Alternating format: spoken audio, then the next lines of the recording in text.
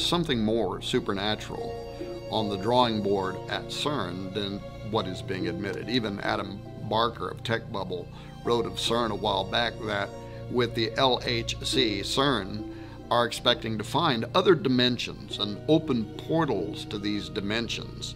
If you have the image of Stargate in your head right now, you're spot on. That's what he said.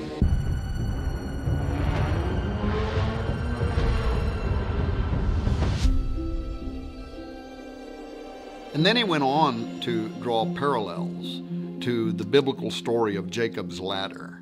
Perhaps you remember the dream that says, "Behold, there was a ladder set up on the earth, and the top of it reached to heaven. And behold, the angels of God were ascending and descending on it." Then Jacob wakes up from his sleep and he says, "Surely the Lord is in this place, and I did not know it." And he was afraid. And he says, "How awesome is this place? This is none other than the house of God, and this is the gate of heaven," Genesis 28.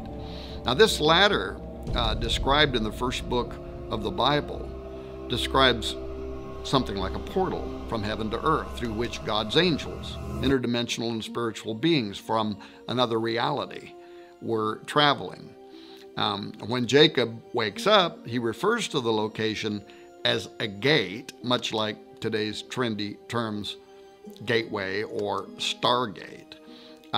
One of CERN's goals is to recreate Jacob's ladder, according to Barker, and to reopen a portal.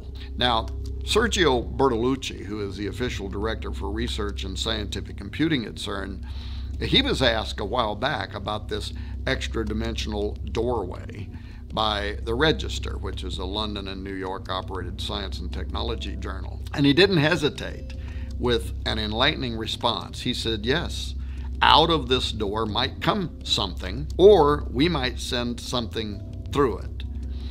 Now, prophecy in numerous parts of the Bible refer to a coming day when portals will be opened and spiritual entities are going to pass through and come to the earth. Now, if that's true, and if those verses are accepted for their literal meaning and not written off as some kind of poetic allegory, as some scholars have claimed, then the idea of CERN playing with gateways is a major concern.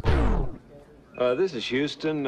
Say again, please? And if, as CERN claims, they're only out to explore space-time, matter, particles, and the origin of our known universe and planets from exclusively a scientific or Darwinian-related perspective, if their agenda is unrelated to Bible prophecy entirely, then what is it with all this mystical symbolism that they knowingly are associating themselves with?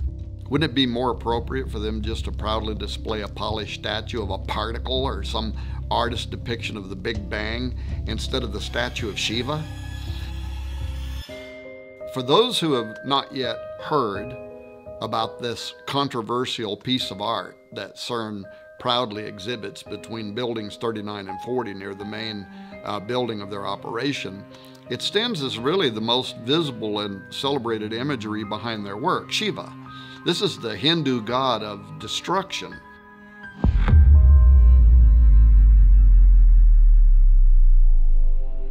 In 2004, the government of India, which has had a long-standing friendship with leaders behind the CERN project even before the completion of the Large Hadron Collider, they gifted CERN with this bronze work of an art depicting Shiva as Nataraja, the lord or sometimes king of the dance. This dance that Shiva performs in the sculpture is the one that provides the source of the creation cycle in Hindu mythology, the preservation of all life in existence and the termination of all life in existence.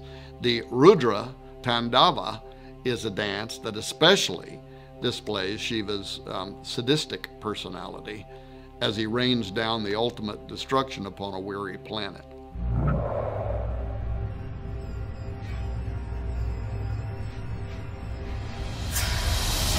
The plaque at the side beside the statue, however, reads in part, "Hundreds of years ago, Indian artists created visual images of dancing Shivas in a beautiful series of bronzes. In our time, physicists have used the most advanced technology to portray the patterns of the cosmic dance. The metaphor of the cosmic dance thus unifies ancient mythology, religious art, and modern physics. So right there out in the open for all to see is a direct correlation between the Hindu perception of Shiva hundreds of years ago, which is the concept of destroyer that I explained a moment ago, and our time, unifying, quote, ancient mythology, religious art, and modern physics. Something is going on. You think everything's a conspiracy? Everything is. Additionally, and perhaps even more important, there's a significant section of Cern that is built upon the Saint Genus Poili, which is a commune in Ain, a department of France. In Roman times, the Saint Genus Poili was called Apaliacum, but the town and a temple were dedicated there in ancient times to Apollyon, the destroyer, the Shiva Horus, if you will. Apollyon is also the angel of the bottomless pit, referred to in Revelation 9:11. And then there is a connection between Cern and the Gothard Base Tunnel, the GBT, which is the world's deepest and longest tunnel system, consisting of 2 parallel passages, each moving in a single direction on a single track. The GBT passes directly beneath St. Gothard's Pass, a strategic north-south corridor that connects northern and southern Switzerland. The connection to the Large Hadron Collider has to be made primarily because of the bizarre opening ceremony that was live streamed to the entire world on June 1, 2016, that included this highly occult, demonic dance with characterization, beginning with a call to unite the religions of the world by conducting an interfaith blessing of the tunnel beside a statue of St. Barbara, the patron saint of miners. Following the blessing at the statue of St. Barbara, the press, along with visiting dignitaries, also paid tribute to the 9 miners who had lost their lives during construction of the tunnel. Bodillo's southern portal provided the visiting dignitaries a disturbing parade, really, of miners, erotic dancers, zombies, fallen angels, all of whom were obeying the call of what they called the shepherd, whose yodels invoked the appearance of the event's infernal master of ceremonies, a goat man, portrayed by a young and energetic dancing male. This creature is shown with a Baphomet headdress, a goat demon's head, if you will, and a goat body costume with a hairy pelt. And then it had a formal tuxedo over the top. The imagery was heavily evocative of the German and Bavarian Christmas demon known as Krampus. Now, according to tradition, Krampus accompanies St. Nicholas on his midwinter rounds with the intent to steal boys and girls, putting them into a basket carried on his back, or he may decide to beat them with branches for being naughty. Maurice Bruce published a book on pre-Christian Alpine traditions in 1958, and he had this to say about the half-goat, half-demon entity. There seems to be little doubt as to the true identity, for in no other form is the full regalia of the horn god of the witches so well preserved. The birch, apart from its phallic significance, may have a connection with the initiation rites of certain witch covens, rites which entailed binding and scourging as a form of mock death. The chains could have been introduced in a Christian attempt to bind the devil, but again, they could be a remnant of pagan initiation rites. Many show the goat man in formal dress and a tuxedo-style cutaway formal coat and trousers, but with his usual horned goat face and always with his tongue extended. Now, this tongue out pose seems to be popular with ancient gods, whether they're Mayan, Hindu, Babylonian, Egyptian, Greek, or even British. For some reason, the coat of arms from the Prince of Wales supports both a lion and a unicorn with their tongues extended, for instance. More than likely, this tongue position represents sex magic, fornicating with fallen angels. The ancient symbol of the horned god, referenced by Maureen Bruce in the quote that I made a moment ago, it allows us to connect our goat demon from the opening ceremony at the GBT to CERN. Despite the fact that the Large Hadron Collider sits 3 to 4 hours down a twisty road from the location, the horned god's circular logic and passion for human depravity, Hernunos, as is sometimes called, or Cernunos, or the Green Man of British lore, simply had to make an appearance at this occult ceremony. Josh Peck and I, and many other researchers, have written extensively regarding the in-game plans for tunneling beneath the earth and smashing atoms to smithereens as nothing more than a thinly veiled attempt to open portals.